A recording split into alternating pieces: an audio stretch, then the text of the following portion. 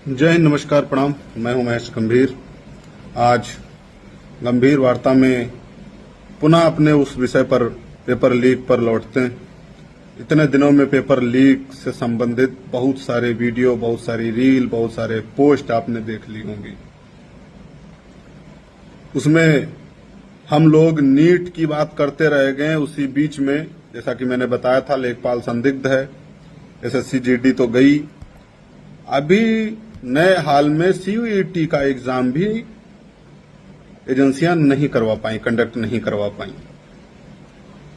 उन्होंने हथियार क्या निकाला कि उन्होंने पुराने दौर में जो चाटुकार होते थे, सिपाही सलाहकार जो होते थे, इस दौर में उनको पत्तलकार कहते हैं। तो कुछ जो पत्तलकार हैं, इसमें सभी अपने आप को न जोड़ें।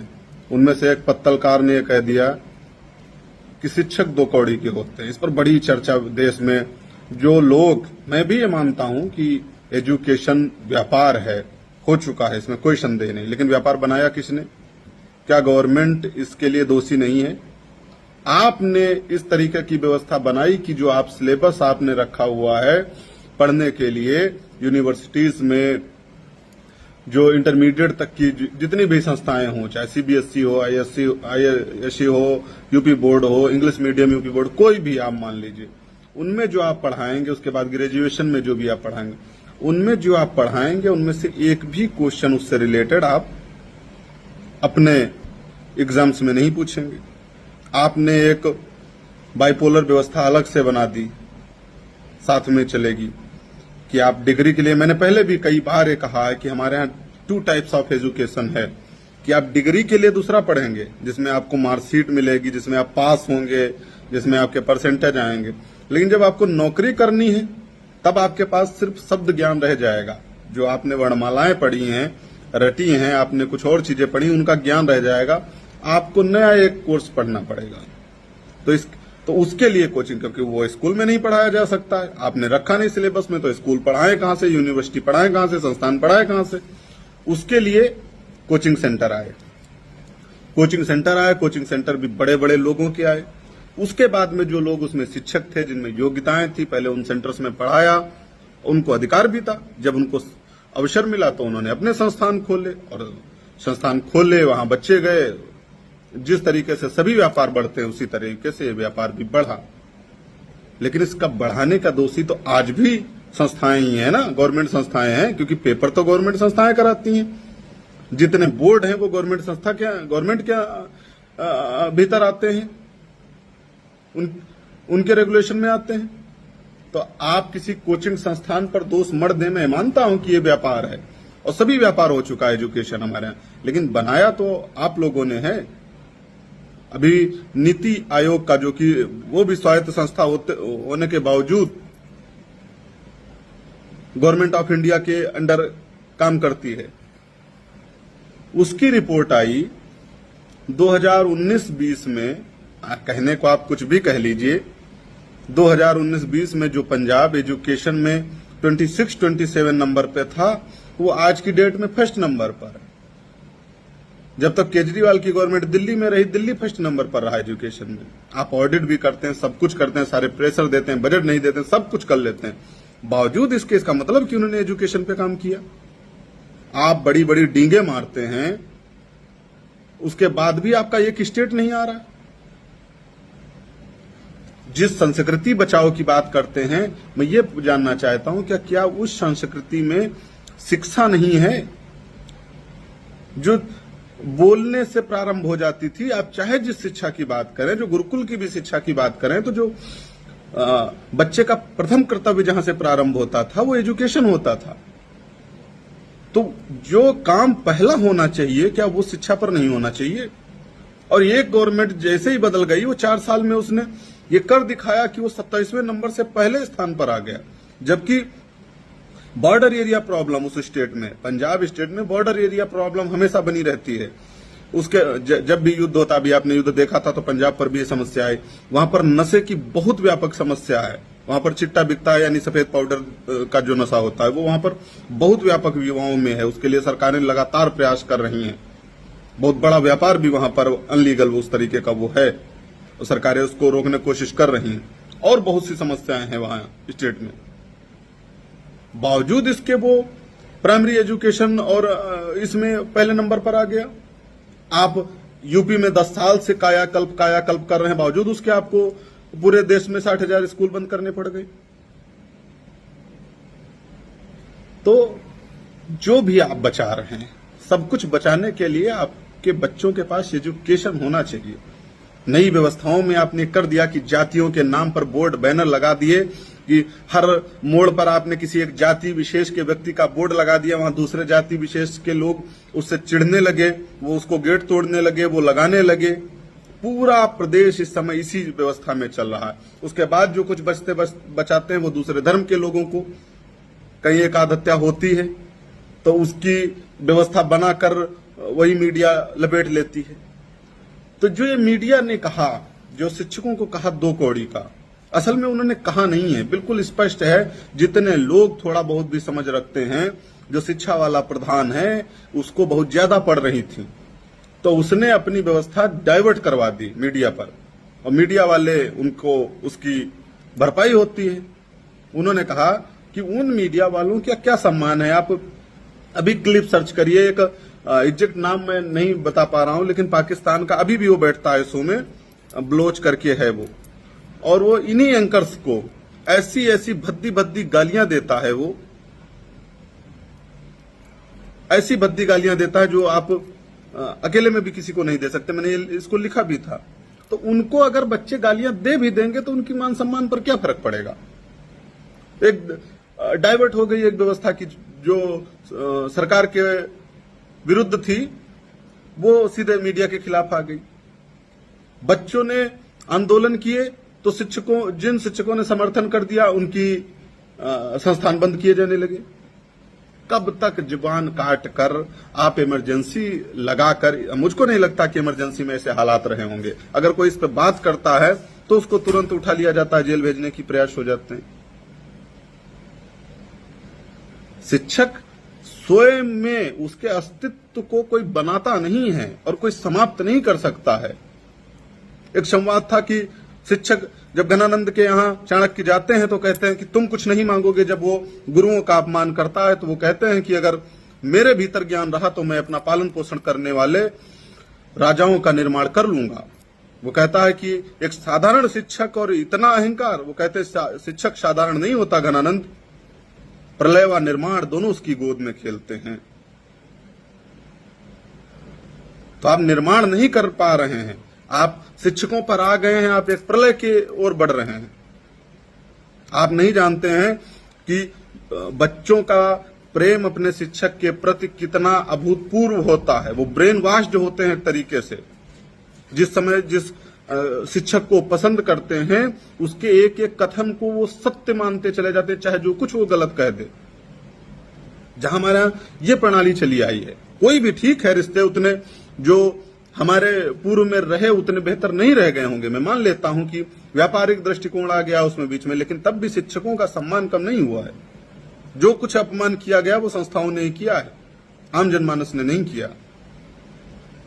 तो अगर आप शिक्षा पर काम करना चाहते तो आपके पास में संसाधन थे, आप संसाधन बढ़ा सकते थे। गवर्नमेंट, मैंने उदाहरण देकर बताया, आप कोई भी व्यक्ति गूगल पे जाकर सर्च कर सकता कि ये गवर्नमेंट जो 4 साल पहले आई, जो 27वें नंबर पर एजुकेशन में था, वो पहले नंबर पर चला गया। कैसे चला गया? बिना काम किए चला गया। और ऐसा नहीं कि वो उसकी रिपोर्ट हो, नीति आयोग की रिपोर्ट है। ऐसा नहीं कि वो पार्टी की है, जैसे पार्टियां आके शक्ति बूथ केंद्रों पर जाकर चिल्लाती हैं ये योजना वो योजना, जमीन पर कहीं नहीं होती। उनकी पार्टी ने या उनके संगठन ने नहीं ऐसी घोषणा की है। आपके भीतर चलने वाली एक संस्था, आपके रेगुलेशन में चलने वाली एक संस्था, नीति आयोग ने की ये रिपोर्ट है कि वो प्रथम स्थान पर पहुंच गए। तो उन्होंने काम किया, उन्होंने शिक्षकों को सम्मान दिया, उन्होंने शिक्षकों से ट्रेनिंग कराई, नए शिक्षकों में, नए स्कूल्स में डेवलपमेंट किए।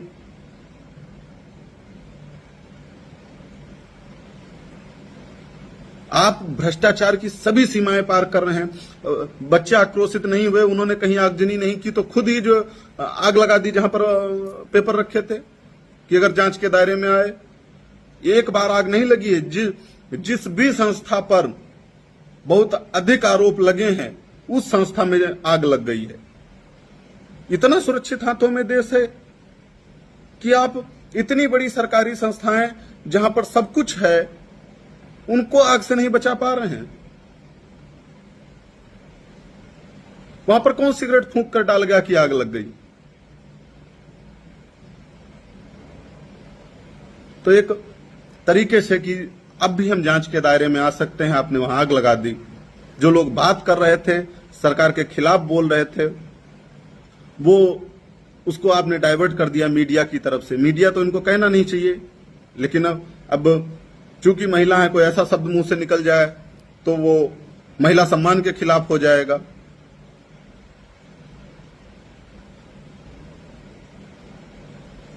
जितने भी लोग हैं, जो भी पढ़ने वाले, जो भी जानने वाले, जिनके बच्चे हैं, जिनके बच्चे होंगे, उन सभी को ये सोचना चाहिए कि आप जो भी बचाने निकले हों, देश बचाओ, संस्कृति बचाओ, जो कुछ आप बचाने निकले हों, उस बचाने में शिक्षा का स्थान है कि नहीं है। पहले तो आप ये तय कर लीजिए कि आप गांव बचा रहे हो, कस्बा बचा रहे हो, जिला बचा रहे हो, प्रदेश बचा रहे हो, सरकारें बना बनाकर देश बचा रहे हो, जो कुछ भी बचा रहे हो उसमें शिक्षा का स्थान है कि नहीं है। मैंने कई लोगों को देखा है कि वो भरपूर बता रहे हैं कि ये इस पे काम नहीं कर रहे हैं, इस पे नहीं कर रहे हैं, उसके नीचे लिखते हैं जो यापा तो यापा, वही जो उनका है स्लोगन। तो एक चीज ये बताइए कि ये कौन सी व्यवस्था है जो सरकार नहीं कर रही, उसके खिलाफ आप बोल रहे हैं और आप चाहते हैं कि सरकार रहकर ये सही हो जाएगी। मैं नहीं कहता हूं कि आप सरकारें बदलें या कोई सक्षम है, कोई पर्टिकुलर व्यक्ति सक्षम है सरकारें बदलने में, परंतु कम से कम जिस विजन को, जिस बात को, जिस समस्या को आप रख रहे हैं, उसके बाद में जो यापा तो यापा करके क्या कर रहे हैं उसमें फिर? तो आप ये चाहते हैं कि हाँ थोड़े व्यूज, थोड़े कमेंट उसमें आ जाएंगे कि अरे वाह कितने सच्चे आदमी हैं, लिख दिया। सरकार आपकी, संगठन आपके, लोग आपके, अधिकारी आपके, फेसबुक पर लिख के आप बैठ रहे हैं चुपचाप से। बिल्कुल एक पैरेलल व्यवस्था चल रही है कि किसी तरीके से इन युवाओं को 30 पार करवाओ, 32 पार करवाओ। ये सिर्फ हमारे संगठन के सदस्य रह जाएं, इनके पास एक कार्ड रह जाए केवल हमारे संगठन का, ये किसी नौकरी में न जा पाए, कुछ पढ़ ना पाए, केवल हमारे राशन पर आश्रित ये समाज रह जाए। उसमें से भी पानी वो छीन लिया गया, भ्रष्टाचार की भेंट आपने जल चढ़ा दिया। उत्तर प्रदेश के 20 से अधिक जिले हैं जो पानी की समस्या से जूझ रहे हैं आज के दौर में। नदियां बिक रही हैं, छोटे छोटे कस्बों की नदियां भी देश का सबसे बड़ा बिजनेसमैन खरीद रहा है, लेकिन हम जो यापा में लगे हैं। मैं नहीं कहता हूं कि आपका कोई काम चलता हो, आपका व्यक्तिगत रोजी रोटी चलती हो तो आप खिलाफ बोलने लगे। आप अपनी रोजी रोटी चलाइए, लेकिन सोचिए अपने बच्चों के भविष्य के बारे में, क्योंकि सरकार जरूरी नहीं कि हमेशा आपको उसमें आपकी नौकरी नहीं है कि आप रहेंगे तो आपके बेटे को भी वो सैलरी देंगे, या आपके जितना तिकड़म आपका बच्चा भी कर लेगा जितना आप इधर उधर से लूट घसोट कर अपनी रोजी रोटी चला रहे होंगे, तो आपका बच्चा नहीं कर पाएगा। सब में इतनी योग्यता नहीं होती। आप योग्य होंगे, उस काम में माहिर रहे होंगे, आपने सीखा होगा 10-20 साल, हम लोगों को ये आता ही नहीं है।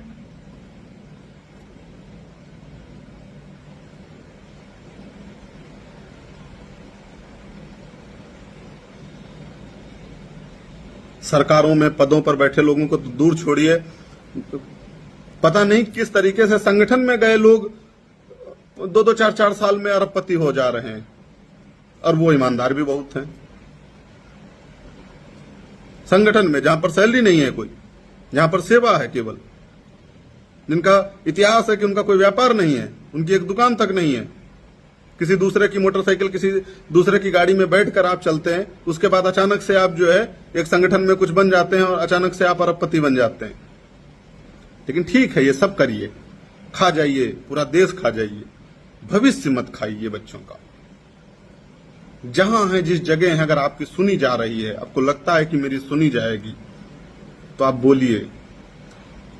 बच्चों से, अभिभावकों से भी निवेदन है कि इस तरीके के जितने मीडिया ग्रुप, मीडिया संस्थान हैं, इनको अपने सोशल मीडिया प्लेटफॉर्म से जहां से हो सके आप अनफॉलो करिए, इनको रिपोर्ट करना शुरू करिए। इनका सिर्फ ट्विस्ट टीआरपी का है, उसके लिए मेरे मुंह से कोई शब्द ऐसा ना निकले, ये कुछ भी कर सकते हैं, ये पता नहीं क्या एक दिन दिखा देंगे सिर्फ टीआरपी के लिए।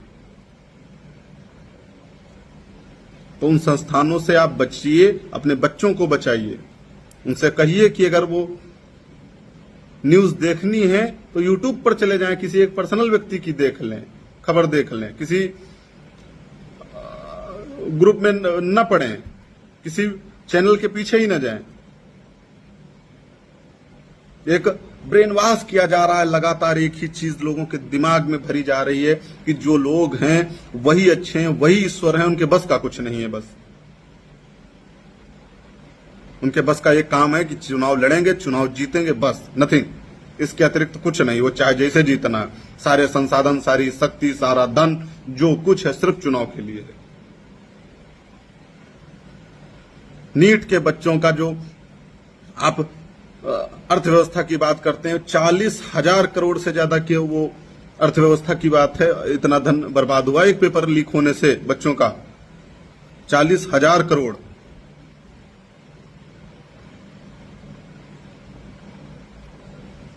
सरकार का 3,000 करोड़ से ज्यादा पैसा बर्बाद हुआ होगा। दूसरी बार एग्जाम कंडक्ट कराएंगे, इतने पैसा जाएगा।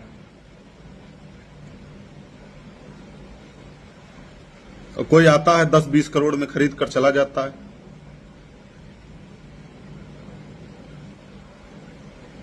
जो लोग हैं, जितने लोग हैं, मैं वही शब्द दोहरा रहा हूं कि आप जो कुछ बचाना चाहते हैं उसमें एजुकेशन को प्राथमिकता दीजिए। आपका बच्चा एजुकेटेड होगा तभी वो पर्यावरण के बारे में जान पाएगा, तभी आप पर्यावरण बचा पाएंगे।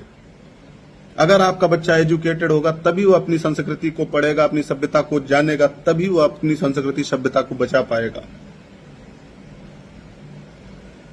आप अगर धार्मिक रूप से भी कहते हैं कि धर्म बचाओ, अगर वो पढ़ेगा, उसको आखिर का ज्ञान होगा, तभी जब वो अपने ग्रंथों को, अपनी पुस्तकों को, धार्मिक पुस्तकों को पढ़ेगा, तभी जाकर उसको उसके बारे में जानेगा, उसमें आस्तिकता आएगी। एजुकेशन को प्रायोरिटी दीजिए, आप चाहे जहां बैठे हों, चाहे जिस जगह हों। जय हिंद। आप सभी से पुनः इस विषय पर चर्चा होगी। प्रणाम।